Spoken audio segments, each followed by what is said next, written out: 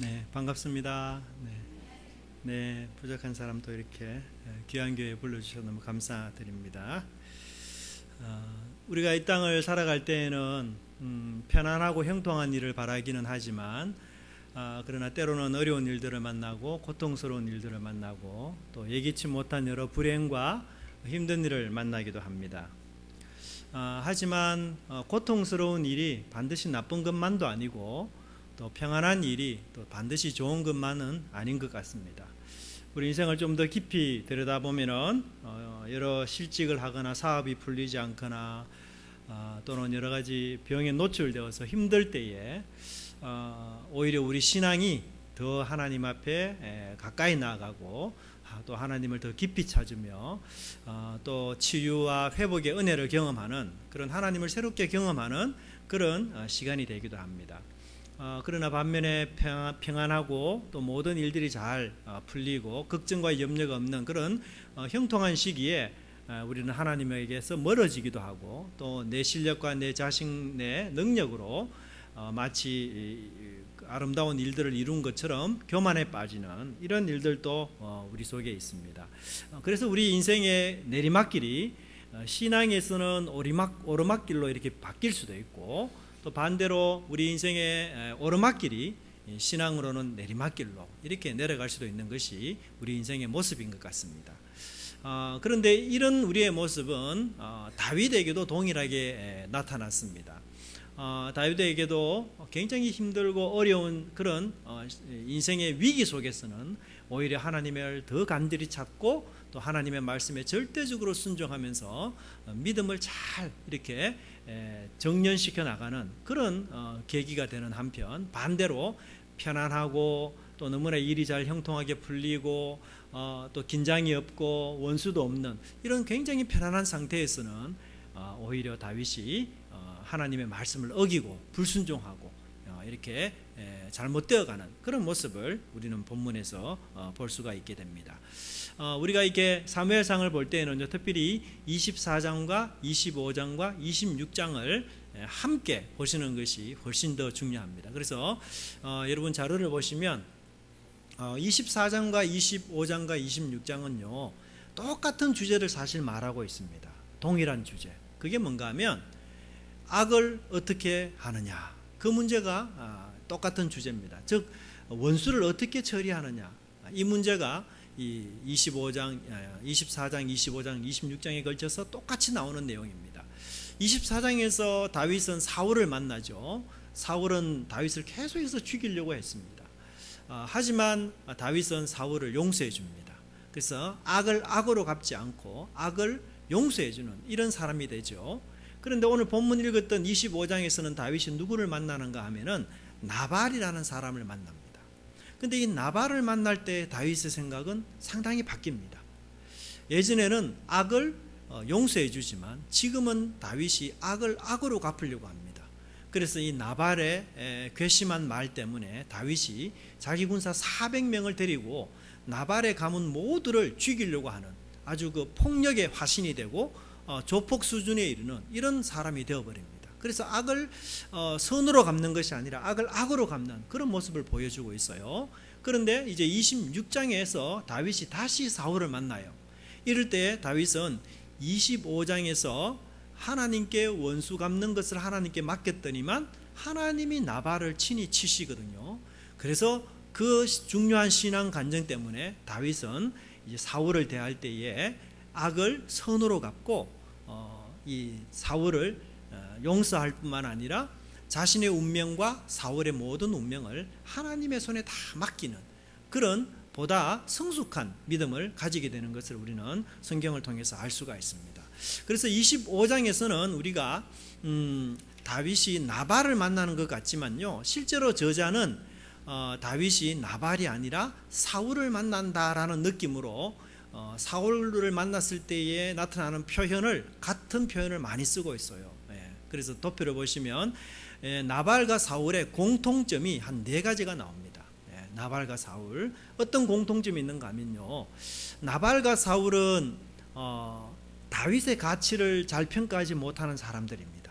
여러분, 다윗은 어떤 사람입니까? 하나님께 기름 부음 받아서 장차 왕이 될 사람 아닙니까?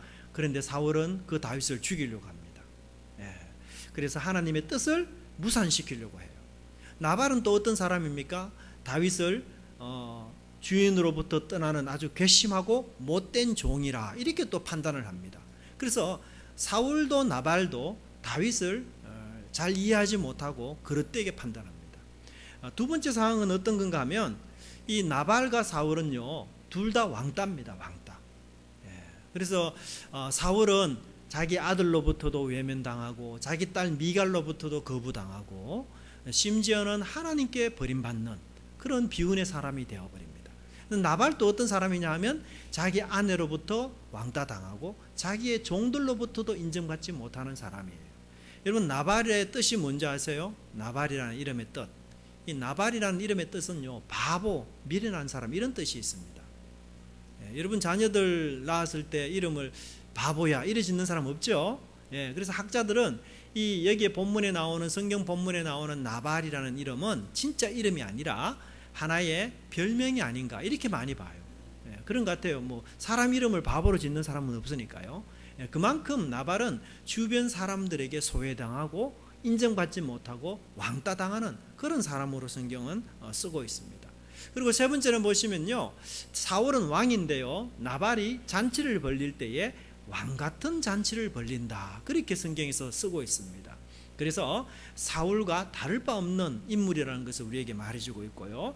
그 다음에 네 번째는요, 표현하는 언어에서 굉장히 유사성이 많이 드러납니다. 여러분, 사울이요, 다윗을 잡으려고 할 때 군사 몇 명을 데리고 오는가 하면은 3,000명을 데리고 옵니다. 그런데 나발의 소유 중에서 양이 몇 마리나 되는가 하면은 3,000마리가 됩니다. 그래서 3,000이라는 숫자가 동일하게 나타나요. 또 여러분, 사울이 다윗을 부를 때에 뭐라고 이야기하는지 아세요? 내 아들 다윗아, 이렇게 불러요. 아들이라는 말을 씁니다. 그런데 다윗이 나발에게 후원을 요청할 때에 뭐라고 이야기하는가 하면 당신의 아들 다윗에게, 이런 표현을 써요. 그래서 아들이라는 똑같은 표현이 나오고 있습니다.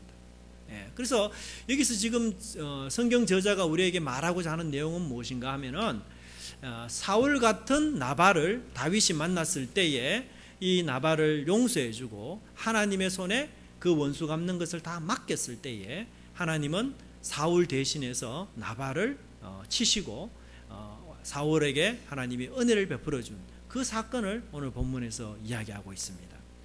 여러분, 우리는요, 어떤 사람을 만나든지 또 어떤 상황을 만나든지 우리 신앙은 변함이 없고 흔들림이 없어야 된다라고 이야기합니다. 그렇죠? 근데 다윗이 사울을 만날 때에는 너그럽게 용서하던 그가 나발을 만날 때에는 칼로 죽이려고 합니다. 똑같습니다. 우리도 사람에 따라, 상황에 따라 우리 신앙이 흔들리고 변하고 달라지고, 그래서 우리가 화도 내기도 하고 이런 모습을 우리가 가지고 있는 것이죠. 그러나 그것은 하나님 앞에 우리가 정당한 모습이 아닙니다.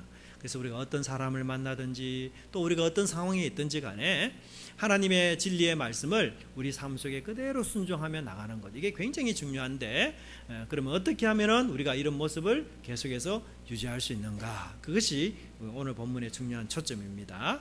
자, 이 사건은 어떻게 해서 일어나게 되었는가 하면요, 우리 25장 7절 말씀을 한번 읽어볼까요? 네, 사무엘상 25장 7절 말씀, 25장 7절 같이 한번 읽겠습니다. 내게 양털 깎는 자들이 있다함을 이제 내가 들었노라. 네 목자들이 우리와 함께 있었으나 우리가 그들을 상처 아니하였고 그들이 갈멜에 있을 동안에 그들의 것을 하나도 잃어버리지 아니하였나니. 네, 여러분, 다윗은요, 한 500명의 군사를 거느리는 장군, 그런 사람이 됩니다. 요즘 말하면 과거 시대로 말하면 홍길동 정도 되는 그런 사람이에요. 임꺽정이나. 이런 다윗이 자기의 군사를 가지고 나발의 양떼들을 보호해 줬습니다. 양떼를 훔치는 도적들을 막아주기도 하고요, 또 양떼를 해치려는 짐승들을 막아주는 그런 보디가드 역할을 다윗이 했어요. 근데 이스라엘에는 이제 양털을 깎는 그런 절기가 있는데요, 이 절기 때에는 축제 기간입니다. 그래서 그동안 양을 돌보면서 열심히 일했던 노동자들에게 품삯을 지불하고 또 다윗처럼 양떼를 이렇게 보호해주고 양떼를 잘 지켜준 사람에게 보상해주는 그런 기간이거든요. 그래서 그런 기간을 맞이해서 다윗이 나발에게 자기 부하를 보내면서 우리가 그동안 당신네 양떼를 잘 보호해 주었기 때문에 우리에게 보상을 좀 해줬으면 좋겠습니다. 그렇게 부탁을 한 거죠. 이건 전혀 잘못된 게 사실 아닙니다. 또 나발의 입장에서는 양들이 너무 많기 때문에 그 양들을 이렇게 잘 보호해주는 다윗이 있다는 것은 굉장히 복된 일이고, 당연히 양털을 깎는 축제 기간 동안에 이제 급여를 주는 것처럼, 봉급을 주는 것처럼 다윗에게 수고비를 줘야 마땅합니다. 근데 문제는 여기서 생긴 거죠. 이 나발이 다윗의 요청을 이런 지하에 거절해 버렸습니다. 그리고 10절에 이렇게 이야기하죠. 10절 한번 읽어볼까요? 25장 10절 시작.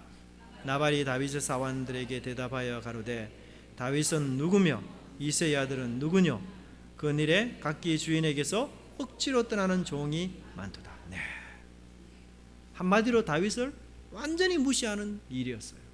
다윗은 누구며 이새의 아들은 누구냐? 그렇게 말하면서 근일에 자기 주인을 떠나는 종들이 많도다. 한마디로 나발은 다윗이 아주 몰상식한 사람이고 또 주인도 알아보지 못하고 주인으로부터 도망하는 아주 악하고 반항적이고 못된 종이다, 이렇게 이야기를 한 것이었어요. 사실은 이게 참 나쁜 얘기죠. 왜냐하면 다윗에게 수고비를 요청하는 다윗에게 정당하게 지불하는 건 너무나 당연한 일인데, 오히려 나발이 다윗에게 인격적인 모독을 스스럼없이 가하고 있습니다. 이런 욕적거리기 때문에 다윗에게 머리 뚜껑이 열린 거죠. 그래서 그 분노가 일어나고 해서 자기 부하 400명을 거느리고 나발의 모든 가문들을 다 죽이려고 그렇게 군사를 일으키고 나가는 중에 마침 아비가일이라는 나발의 아주 현모양처죠, 아주 아름다운 아내를 다윗이 만나서 이 신앙이 회복이 됩니다. 그래서 이 아비가일이 어떤 말을 통해서 다윗이 분노하고 폭력적으로 사람을 죽이려는 그것이 해결이 되었는가, 그것을 우리가 본문에서 한번 찾아보면 좋겠습니다. 자, 따라하겠습니다. 아비가일은 다윗의 가치를 정당하게 인정했습니다. 네. 오늘 우리가 여러분 25절부터 성경 구절을 쭉 읽는 데 있어서 제일 많이 나오는 단어가 뭐죠? 읽으면서 계속 여러분 힘들었던 단어가 내 주여라는 단어입니다. 25절부터 31절까지 내 주여라는 이 단어가 몇 번 나오는지 아세요? 제가 헤아려 보니까 24번이나 나왔습니다. 한 구절에 3번 이상이 나왔어요. 아비가일은 다윗을 향해서 내 주여, 내 주께, 내 주님 계속 그렇게 공경을 하면서 다윗의 가치를 정당하게 인정해 주었어요.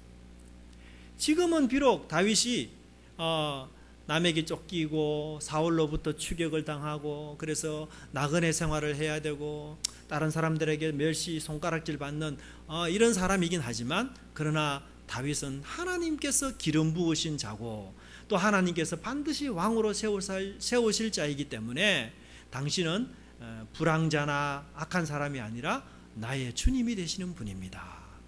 그렇게 공경하면서 인정해 주었던 것을 볼 수가 있습니다.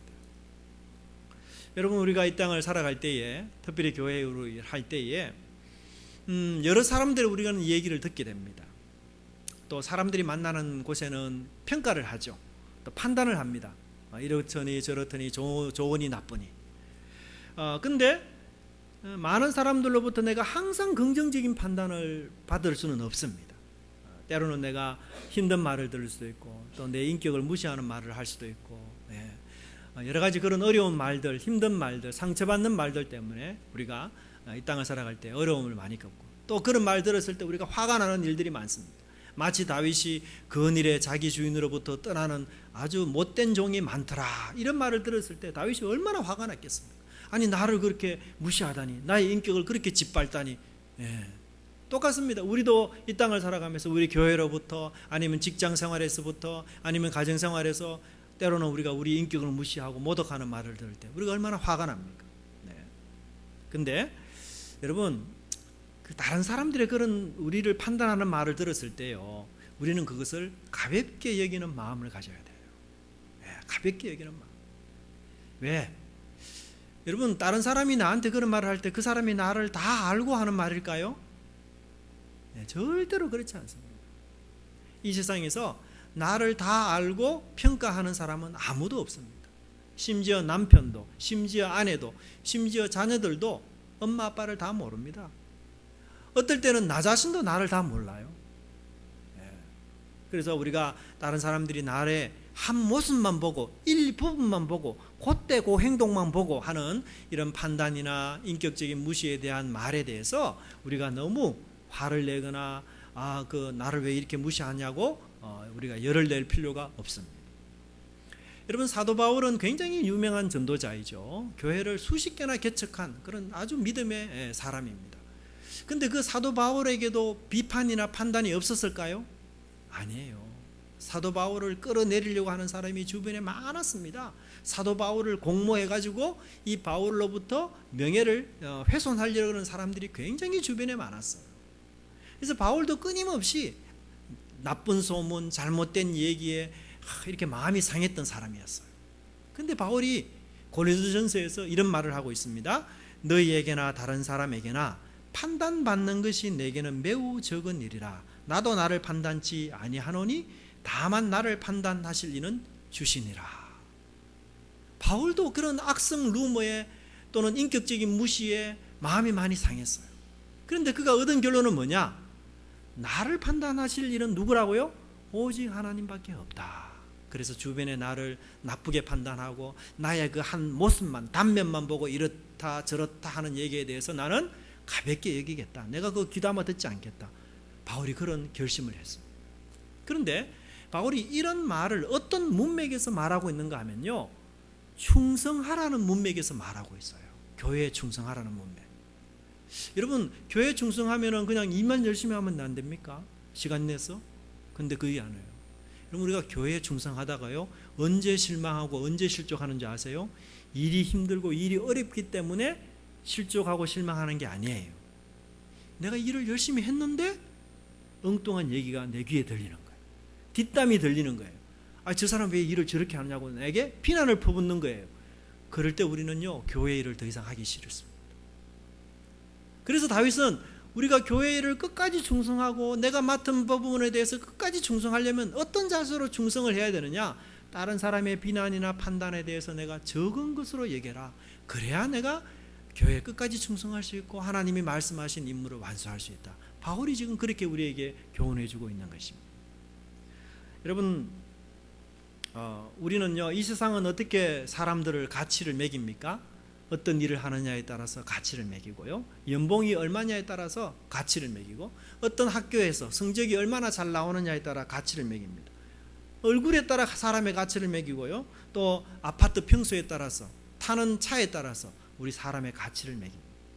그러나 우리는 반드시 명심해야 됩니다. 우리는 그 모든 것과 무관하게 하나님 아버지께서 귀히 여기는 존재요, 또 하나님 아버지께서 진정으로 사랑하는 존재라는 것을 우리는 한시도 잊지 말아야 될 것입니다.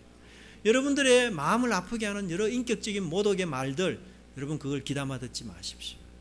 그런 말이 나올 때마다 주님이 나를 어떻게 보시는가, 나는 주님 앞에서 어떤 존재인가, 그걸 우리가 기억할 때에 세상의 여러 비난으로부터 우리가 극복할 수 있고, 인격적인 무시나 모독을 당했을 때 우리가 분노하지 않는 그런 믿음의 사람이 될 수 있으리라 생각합니다.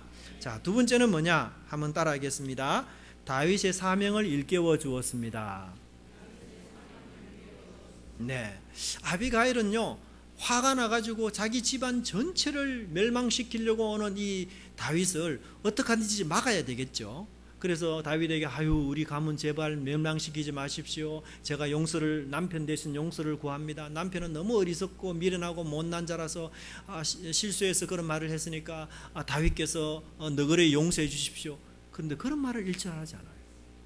이 아비가일은요, 자신의 가정을 구하는 것보다도 더 중요한 게 뭔가 하면 다윗이 지금 사명을 잃은 채 살아가거든요. 그래서 그 다윗의 사명을 일깨우는데 아비가일이 조언을 했던 것이었어요. 뭐라고 이야기합니까? 28절에 이는 내 주께서 여호와의 싸움을 싸우실 것이요. 여러분, 하나님께서 왜 다윗에게 400명의 군사를 주셨습니까? 왜 다윗을 기름 부어 세웠습니까? 왜 다윗에게 그 많은 자기를 따르는 부하들, 권세들을 하나님이 다윗에게 주셨습니까? 개인 복수하라고요? 아니에요. 하나님이 다윗에게 준 400명의 군사는 여호와를 위해서 싸워야 할 그 군대지, 다윗의 개인 복수하려고 하나님이 그에게 무력을, 힘을, 권세를 준 것이 결코 아니에요. 그런데 지금 다윗은 뭐예요? 꼭지가 돌아가지고 400명의 군사를 이끌고 개인 복수하는 일에 힘을 쓰고 있는 거예요. 그래서 아비가일이 이야기하지 않습니까? 하나님이 당신을 부르신 목적은 개인 복수를 위해서 부른 것이 아니라 여호와의 싸움을 싸우기 위해서 부른 것이 아닙니까? 여호와의 싸움을 싸우는 것이 당신의 사명이요 당신의 목적 아닙니까? 그 목적과 그 사명을 당신은 잊어버리지 말아야 합니다. 아비가일이 그렇게 충고를 해주고 있는 것입니다. 여러분, 우리가요, 사명에 아주 투철한 사람은요, 다른 사람이 하는 말에 귀담아 듣지 않습니다. 또 우리 눈에 보이는 것에 현혹되지 않습니다. 사명감에 투철한 사람은요, 내가 좀 손해를 보고 내가 좀 피해를 입어도 그 사명을 성취하고 이루려고 합니다. 하나님은요, 우리 모든 성도들을 다 군대로 부르셨어요. 군인으로, 군사로 부르셨습니다. 그죠? 우리는 예수님의 군사들입니다. 근데 여러분, 군사 중에서 중요한 역할 중에 하나가 뭔가 하면요, 군사들은 아군과 적군을 구분할 줄 알아야 돼요. 근데 우리가 아군과 적군을 구분하지 못하면 안 돼요. 예를 들어 어느 교회 목사님 아들이 축구를 굉장히 좋아해요. 축구를 너무너무 좋아하는데 근데 축구 실력은 하나도 없어요. 그래서 이 친구는 학교에서 친구들하고 축구할 때마다 평생 소원이 한 골 넣는 거예요. 근데 늘 축구할 때마다 한 골도 못 넣고 막 못하니까 너무너무 화가 나고 이제 이렇게 했는데, 어느 날 갑자기 이 친구가 아빠, 제가 드디어 한 골을 넣었어요. 기뻐해 주세요. 막. 야, 우리 아들 장하다. 그래, 어떻게 몇 대 몇으로 승부가 났니 하니까 4대 0으로 졌어요 하는 거예요. 4대 0으로 졌다는 말은 뭡니까? 자기가 골 넣은 게 자살골이에요. 자살골. 네? 자살골 넣고 막 좋아하는 거예요. 골 넣었다고. 그래도 자살골은 골을 넣으면 안 되죠. 그거는 좋아할 게 아니고 수치스러운 거잖아요. 네? 그런데 이 친구는 하여튼 골만 넣으면 좋으니까 자살골이라도 자살골 넣었다고 좋아. 여러분, 우리가요, 우리 옆에 있는 성도님들 다 우리 아군들이에요. 예? 비록 나에 대해서 좀 나쁜 말을 하고 좀 싫은 소리 하고 좀 좀 마음을 상하게 하는 이런 말을 하더라도, 예? 그런 말 하는 분이 다 우리 적군입니까? 아니에요. 다 아군들입니다. 근데 우리는요, 우리 아군끼리 싸워가지고 이겼다고 막 자랑하는 사람들, 그런 사람이 되면 안 된다는 것입니다. 아군끼리 싸우고 그냥 자살골 넣고 기뻐하는 이런 못난이가 되어서는 우리가 안 된다는 것입니다. 우리의 적은 누굽니까? 아마 나를 좀 힘들게 하고 내 자존심을 구겨놓는 성도입니까? 아니에요. 그분은 같은 군사요, 동료요, 전쟁에 나가서 나 자신을 또 내 옆에서 나를 지켜줄 군사 동료라는 사실을 우리는 잊지 말아야 합니다. 여러분, 나는 연약합니다. 그래서 우리 성도들 사이에서 내가 실수할 수 있어요. 그러나 실수하는 모든 사람이 다 나의 원수는 아닙니다. 힘들게 하는 모든 사람이 다 나의 원수는 아니에요. 우리는 그 사람들을 내 몸처럼 사랑해야 될 이웃입니다. 그래서 그런 마음을 가지고 우리가 살아갈 때에 비로소 여호와의 싸움을 싸우는 자가 될 수 있다는 것입니다. 여러분, 우리의 소명은 무엇입니까? 우리가 왜 하나님께서 내게 이런 은사와 재능과 시간과 이런 여러 많은 달란트를 우리에게 주셨습니까? 나 자신의 개인적인 욕심을 위해서 살라고 주신 것이 아니라 여호와의 의와 그 나라를 위해서 사용하라고 우리에게 주신 것, 그것을 우리가 잊지 말아야 될 것입니다. 자, 마지막 세 번째는요, 같이 한번 따라해 보겠습니다. 미래를 위해서 현재를 살아야 합니다. 네, 이게 참 중요한 것 같아요. 미래를 위해서 현재를 살아야 한다. 여러분, 만약에요, 다윗이 화가 나서 화가 난 채로 그 나발의 가족들을 모두 다 죽였다고 합시다. 그럼 다윗이 머지않아 왕이 되겠죠. 왕이 될 때는 어떤 소문이 날까요? 다윗이 몇 년 전에 좀 화난다고 해서 나발 가족을 다 죽인 사람, 저 사람이 어떻게 우리 왕이 될 수 있느냐? 우리는 저 사람 왕으로 인정 못합니다. 다윗은 뭐 하나님을 잘 믿는 것 같은데 사실은 보니까 아주 폭력이 아주 심한 사람이고, 자기 성격도 제대로 못 다루고 막 분노하고 화나는 대로 사람들을 함부로 죽이는, 저런 사람이 어떻게 우리 왕이 될 수 있는가? 그렇게 해서 다윗이 왕이 된 이후에 안 좋은 정치적인 소문들이 굉장히 많이 날 것이에요. 그렇지 않겠어요? 그래서 아비가일이 다윗에게 어떤 충고를 합니까? 다윗이여, 당신은 머지않아 왕이 될 사람입니다. 그런데 이 잠깐의 분노를 참지 못해가지고 나발을 전부 죽여버리면 당신이 먼 훗날 왕이 되어서는 나쁜 소문으로 힘들어할 것입니다. 그러니까 그렇게 하지 마시고 이 나발을 용서하시고 미래를 위해서 현재를 살아가는 현명한 사람이 되십시오. 그런 얘기를 지금 이야기하고 있는 거예요. 저는 우리 한국 사회를 보면 참 마음이 안타까워요. 우리 정치의 많은 지도자들, 이름이 오르내리는 이런 정치인들 보면 다 이 문제가 있고, 뭐 뇌물 문제, 무슨 문제로 너무 이 올바른 정치 지도자들이 잘 없어요. 왜 그래요? 미래를 위해서 현재를 살지 않기 때문에 그래요. 현재를 위해서 현재를 살려고 하기 때문에 순간적으로 살고 이 순간만 지나면 되지, 이 위기만 지나면 되지, 그런 마음으로 살기 때문에 뇌물도 받고 불법도 행하고 편법도 인정해주고 이 편이 되기도 하고 저 편이 되기도 하고 이 말도 했다가 저 말도 했다가 그렇게 살아가는 거예요. 우리 교회는 또 어떻습니까? 우리 자녀들 여러분 어떻게 기르십니까? 그냥 현재 점수를 잘 받기 위해서 나쁜 짓 해도 우리가 수용하고, 그게 우리 삶의 원리가 아닙니다. 우리는 미래를 위해서 현재를 사는 사람이 돼야 돼요. 하나님께서 우리를 미래의 지도자로 부르시고, 그래서 미래를 준비하는 마음으로 현재를 살아가야 되지, 현실에만 집착하면 우리는 분명히 타락하고 나쁜 길로 갈 수 있음을 반드시 기억해야 됩니다. 저는 우리 오늘날 교회가 이제 점점 시간이 지나면서 교회가 이렇게 약해지고, 사실 우리 인구 전체도 감소되면서 교회 인구도 감소되지 않습니까? 그러면서 자연적 우리 헌금도 약해지고, 뭐 젊은이들도 잘 없어지고, 막 이런 전체적인 어려움이 우리 교회에 있는 게 사실이에요. 우리 현실입니다. 하지만 제가 마음을 더 안타깝게 생각하는 것은 뭐냐? 우리 젊은이들 중에서, 우리 미래의 소망이 되는 젊은이들 중에서 미래를 위해서 현재를 사는 사람이 잘 없다는 거예요. 그냥 순간적으로 찰나적으로 그런 위기만 모면하면 되고 그렇게만 살려고 하는 이런 사람들이 많은 것은 우리 교회의 아주 큰 불행이요, 재앙이 아닌가, 그런 생각을 저는 하게 됩니다. 여러분, 예수님도 사단에게 유혹을 받으셨어요. 사단이 예수님에게 뭐라고 유혹했습니까? 네가 지금 내한테 엎드려 절하면 내가 천하만국 모든 것을 다 너에게 주겠다. 분명히 사단은 천하만국의 영광을 가지고 있어요. 천하만국의 영광을 줄 권리가 분명히 사단에게 있습니다. 예수님도 그걸 아셨어요. 하지만 예수님은 사단에게 절하지 않았습니다. 왜요? 사단이 가진 천하만국의 권세는 순간적이고 찰나적이고 잠시적인 것뿐이기 때문에, 천하만국의 영광을 영원히 쥐고 있는 분은 바로 하나님이기 때문에, 그래서 예수님은 순간적이고 찰나적인 사단의 제의를 거절하시고 하나님의 뜻을 따라서 하나님만을 섬겼던 그런 분이라는 사실을 우리가 알게 됩니다. 여러분, 우리는요 머지않아 모든 사람들이 다 종말을 맞이합니다. 개인적인 종말을 맞이하기도 하고, 예수님이 재림하실 때 우리는 다 예수님 앞에 서야 합니다. 그때를 염두에 두고 여러분 지금을 산다면 지금의 삶이 훨씬 더 신실해질 것이에요. 지금의 삶이 훨씬 더 경건해질 것입니다. 지금의 삶이 훨씬 더 거룩해질 것입니다. 그리고 지금의 삶에서 하나님의 뜻을 따라 살려는 몸부림이 우리에게 있을 것이에요. 여러분, 지금 위해서 지금을 사는 게 아닙니다.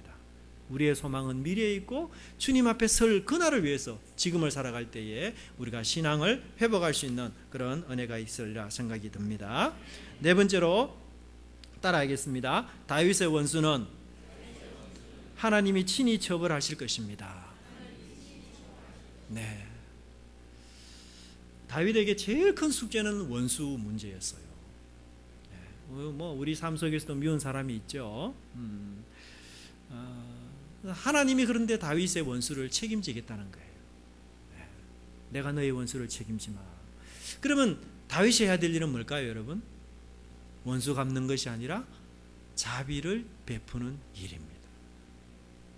참 중요합니다.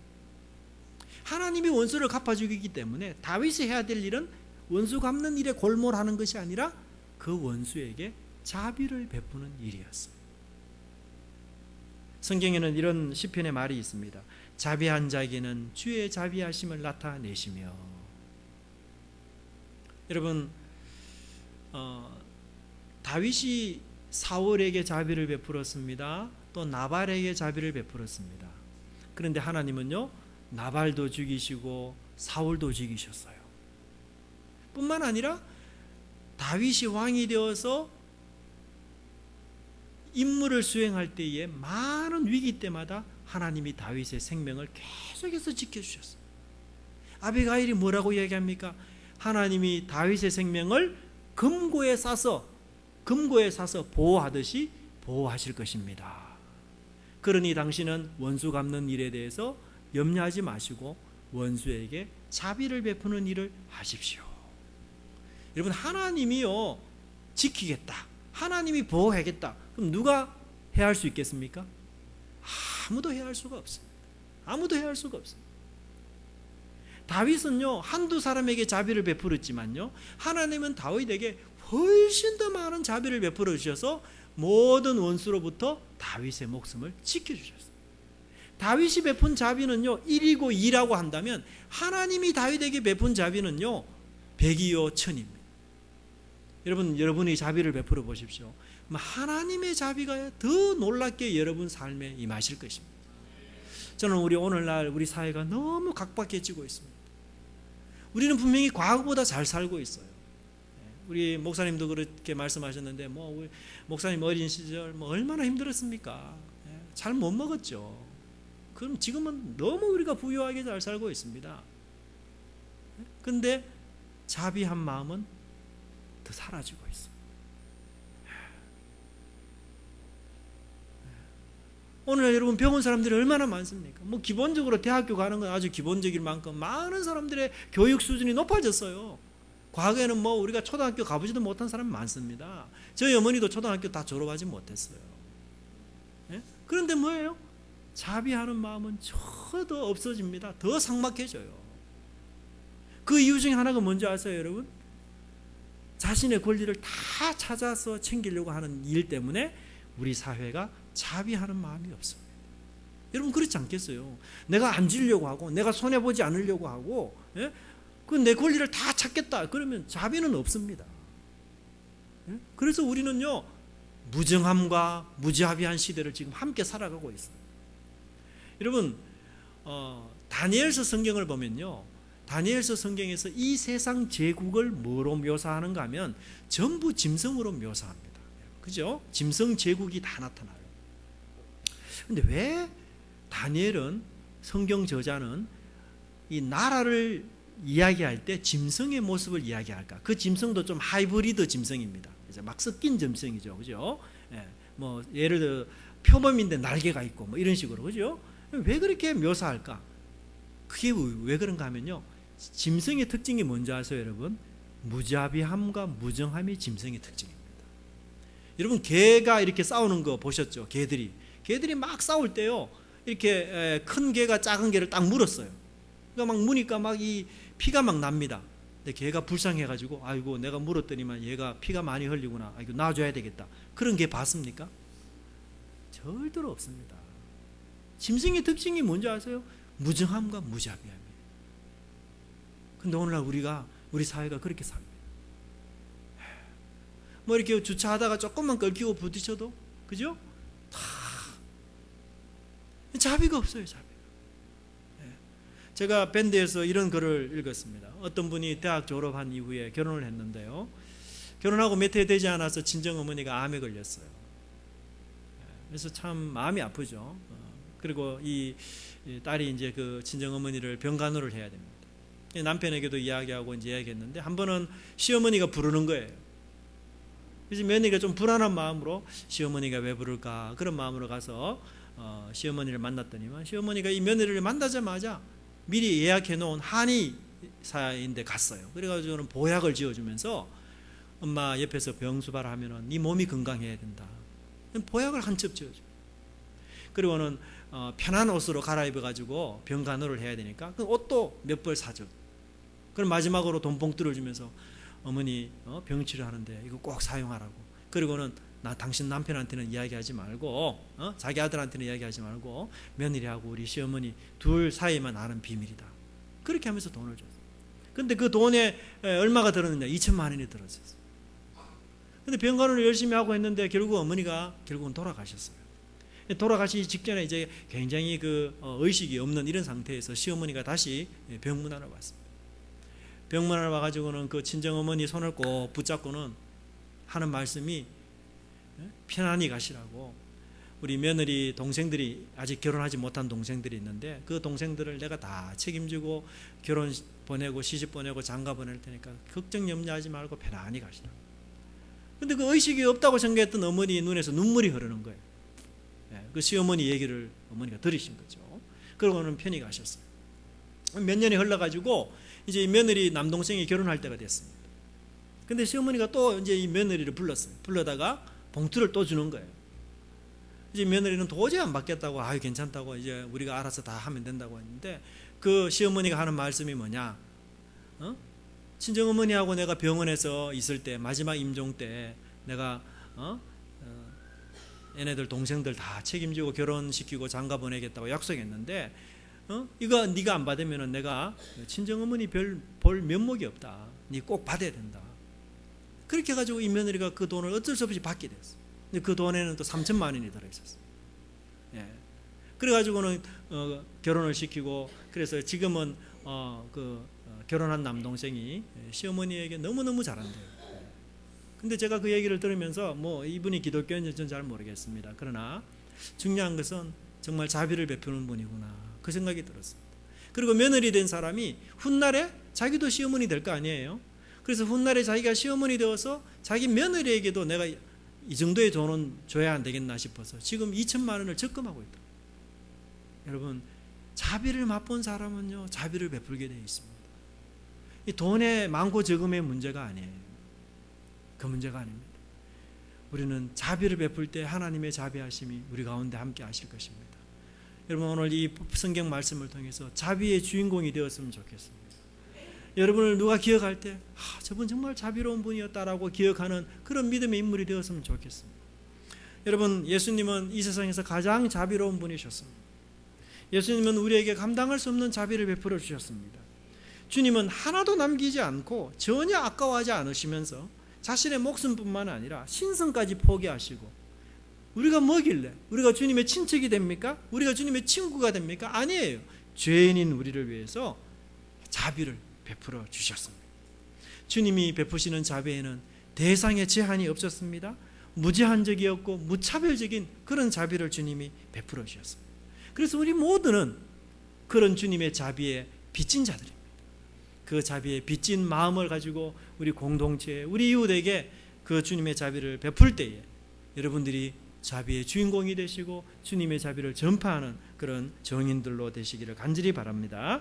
요약하겠습니다. 첫째는 우리 이 신앙의 회복은 예수님 안에서 내 자신의 가치를 발견하시고 우리가 여호와의 싸움을 위해서 부름받은 소명자라는 것을 기억하시고 현재를 위해서 미래를 위해서 현재를 살아가는 현재를 위해서 현재를 사는 것이 아니라 미래를 위해서 현재를 살며 모든 원수를 하나님의 손에 맡기고 자비를 베푸는 그런 믿음의 사람으로 서가는 저와 여러분이 되길 간절히 바랍니다. 기도하겠습니다. 하나님 감사합니다.